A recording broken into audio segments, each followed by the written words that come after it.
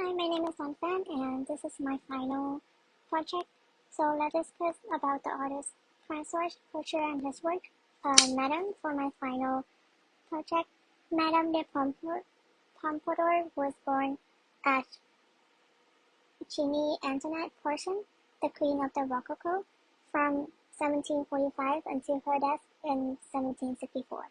Madame de Pompourd was Louis the 11th attractive, influential, and cultivated partner.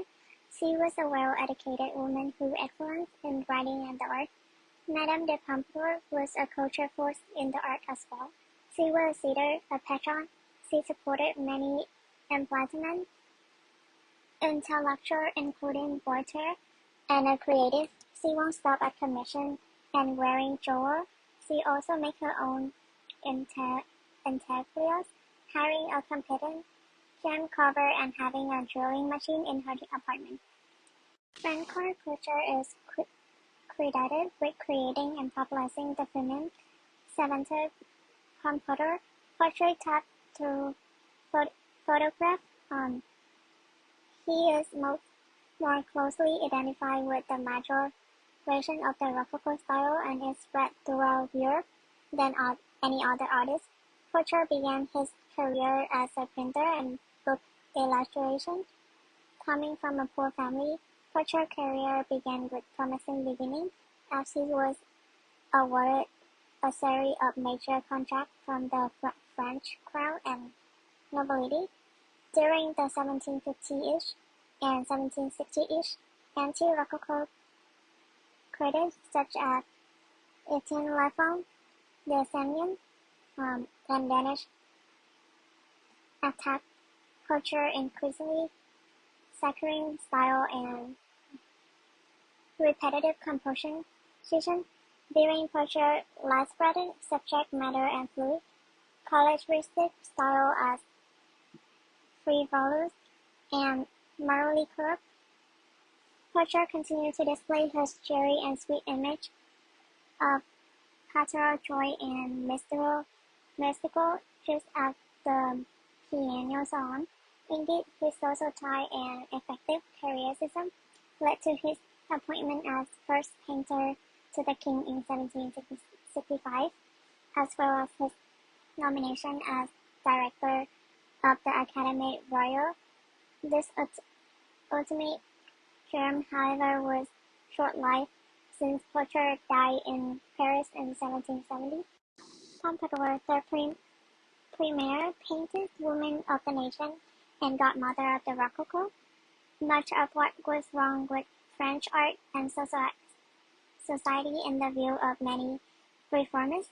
Boucher, as one of her favorite painters, came to stand for many of the same characteristics and was derided as such by anti-Rococo critics. This research focused on Francois Boucher's 1758 portrait of Madame de Pompadour during her toilet in order to investigate the cultural implication in portrait painting and to rethink how Rococo has historically been interpreted. This painting is from 1750 with later addition, oil on canvas, by Francois Boucher. This painting is dedicating Rococo, showing Madame is in a stunning white gown with huge pink fur. The white cord she wrapped across her shoulder, tied with a pink ribbon around her throat, mirror the cape she wears to conceal her makeup from her outfit. On her wrist, she wears a pearl bracelet with a camel of the king in the center, and it is, of course, a vivid pink to match her ribbon and badge. This personal act, carrying her king on her arm, echoed the portrait of a close-knit. We can see her here not in the formality of her residence or garden, but rather in the act of getting dressed or makeup. The second painting is from 1756 in Germany. This artwork, Madame de Pompadour, King Louis XV portrait's mistress. Madame de Pompadour was at the peak of court life when Boucher painted this image in 1756. She is dressed in a stylish green silk gown with inkle and roses. She is surrounded by objects represent her creative interest and sportsmanship. She is reclining on the cushion, clutching a book, demonstrating her love of reading and learning. Madame de Pompadour, cherished pet, is sitting at her by her feet. The puppy represents her owner's devotion to King Louis XV. Her puppy is surrounded by two flowers, one for the king and one for the madam. As a result, she declared that she is the king's exclusive mistress. The third painting is from 1750. This blend of grandness and familiarity, youth and maturity into the depth of Pompadour character and interest, as well as the way she wants to represent this diversity to others. When this rich portrait is combined with the legacy of her wider artist, it is clear that Madame Pompadour was a mistress of the art as well as a mistress to the king. She is a woman of the beauty, intelligence, erudition, and refinement. The root of the Rococo style in French painting are traced in this dissociation as the birth of the distinct aesthetic drawn from the larger culture of late 17th and early 18th century in French.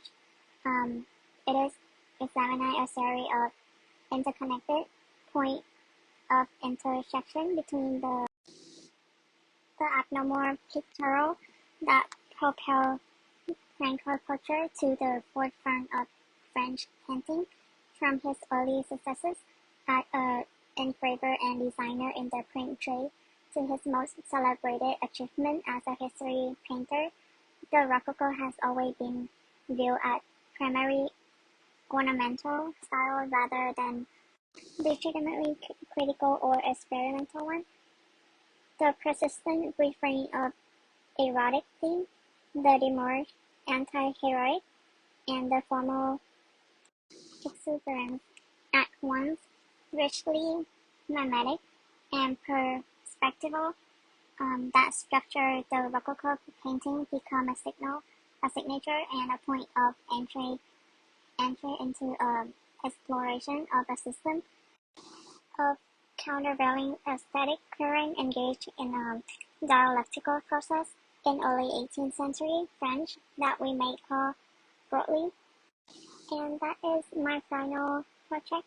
Thank you for listening. Hi, my name is Sanfan, and this is my final project. So let's discuss about the artist Francois Boucher and his work. Madame